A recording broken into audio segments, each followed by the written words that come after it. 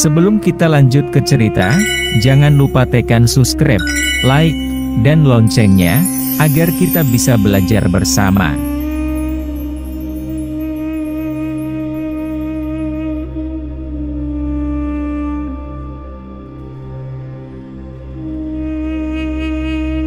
Pangeran Antasari merupakan seorang pahlawan nasional Indonesia. Pangeran Antasari adalah putra dari pasangan Gusti Hadijah binti Sultan Sulaiman dan Pangeran Masud bin Pangeran Amir yang lahir pada tahun 1797 atau 1809 di Kayutangi, Banjar, Kabupaten Banjar, Kalimantan Selatan. Semasa muda Pangeran Antasari bernama Gusti Inu Kartapati. Pangeran Antasari memiliki seorang adik perempuan bernama Ratu Antasari atau Ratu Sultan Abdul Rahman yang meninggal dahulu setelah melahirkan anaknya yang bernama Rahmatillah yang merupakan pewaris Kesultanan Banjar, dan saat masih bayi anaknya pun meninggal.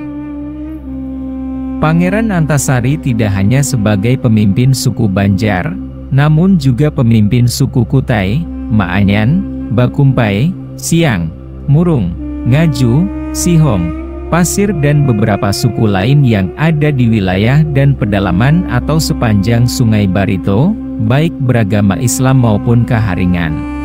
Setelah pengasingan Sultan Hidayatullah ke Cianjur oleh Belanda, perjuangan rakyat Banjar diteruskan oleh Pangeran Antasari.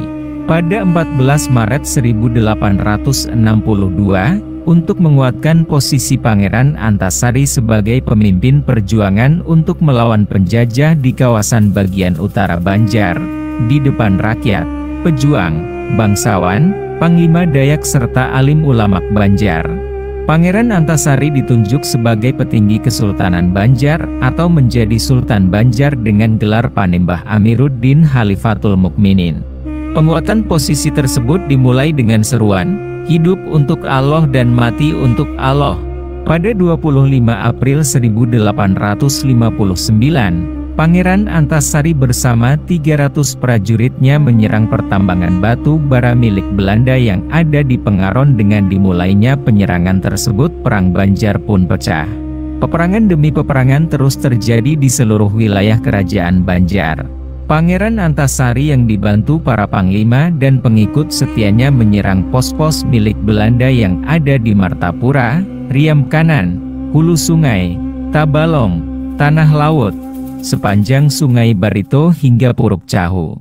Peperangan yang terjadi antara pasukan Pangeran Antasari dengan Belanda semakin sengit.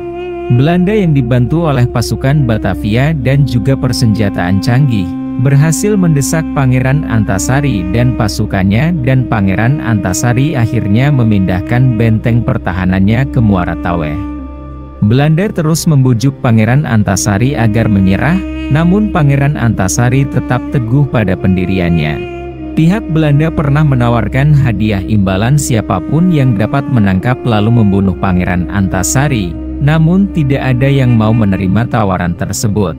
Setelah lama berjuang, pada 11 Oktober 1862 di Kampung Bayan Begok, Sampirang Pangeran Antasari wafat di tengah pasukannya di usia sekitar 75 tahun tanpa menyerah, tertangkap ataupun tertipu oleh Belanda.